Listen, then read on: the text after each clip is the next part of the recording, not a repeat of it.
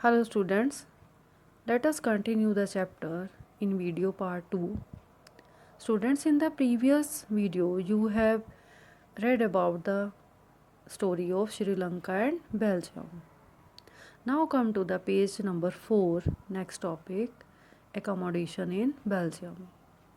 In Belgium, the government handled the community difference very well. Belgium की government ने अपने देश में कम्युनिटी डिफरेंसेस के बढ़ते हुए अपने देश की सिचुएशन को बड़े अच्छे से संभाला. बेल्जियम गवर्नमेंट और leaders amended their constitution 4 times and come up with a new model to run the government.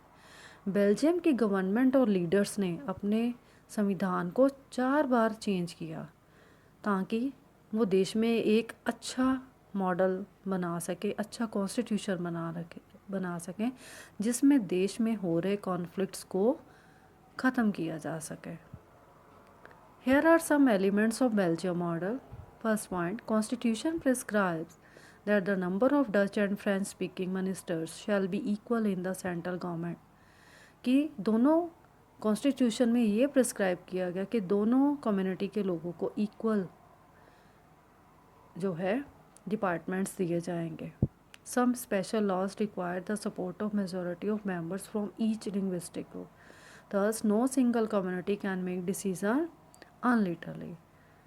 दोनों ग्रुप्स के लोगों के मिनिस्टर में से कोई भी कम्युनिटी का मिनिस्टर जो है अपनी मर्जी से डिसीज़न को चेंज नहीं कर सकेगा. मीन्स देश में जो भी डिसीज़न लिया जाएगा वो दोनों कम्युनिटी के मिनिस्टर जो है वो मिल कर लेंगे.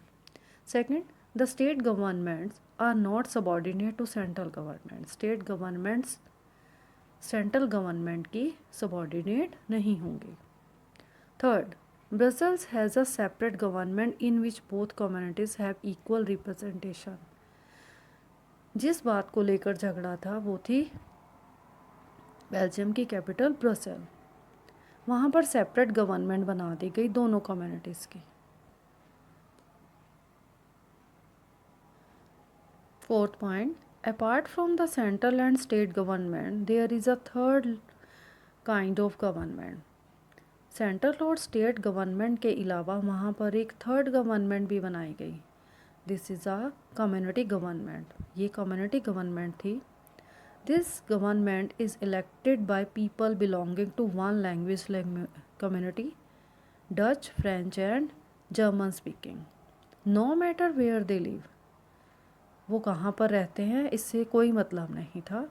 The government has the power regarding cultural, educational and language related issues. ये गवर्नमेंट जो कम्युनिटी गवर्नमेंट थी देश में हो रहे पावर रिगार्डिंग कल्चरल, एजुकेशनल और लैंग्वेज से रिलेटेड सभी इश्यूज़ को सॉल्व करती थी. So the Belgium model was very complicated. Belgium model जो था बड़ा कॉम्प्लिकेटेड ज़रूर था but it help to avoid civic strife between the major community. इससे जितनी भी देश में कम्युनिटीज़ थी उनमें हो रहे कॉन्फ्लिक्ट्स जो हैं वो सॉल्व किए गए. But these arrangements worked very well so far. ये अरेंजमेंट्स बनाए गए जो कि हमेशा के लिए वहाँ पर झगड़ों को दूर कर दिया गया. Next page 6, topic, why is power sharing desirable.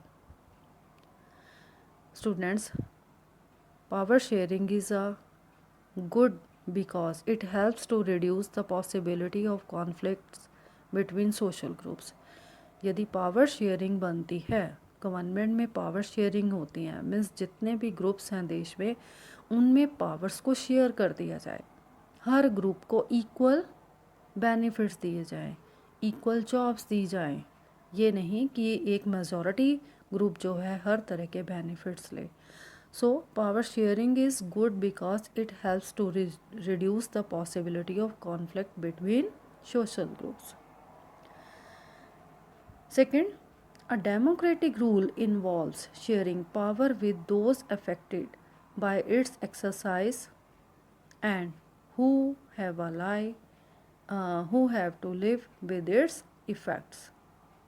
Means यदि पावर शेयरिंग होती है एक गवर्नमेंट डेमोक्रेटिक रूल्स के अंडर, जिसमें क्या होता है, ये बहुत इफ़ेक्टेड रूल्स बन जाते हैं जो किसी भी ग्रुप को अफेक्टेड नहीं करते। It undermines the unity of the nation, इससे देश में यूनिटी बढ़ती है। Power sharing is very spirit of democracy.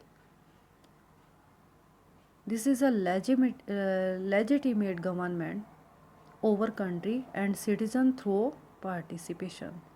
ये एक लेजिटिमेट गवर्नमेंट बनती है जिसमें देश के हर सिटीज़न जो है वो पार्टिसिपेट करता है। So students, in next video we will complete the chapter.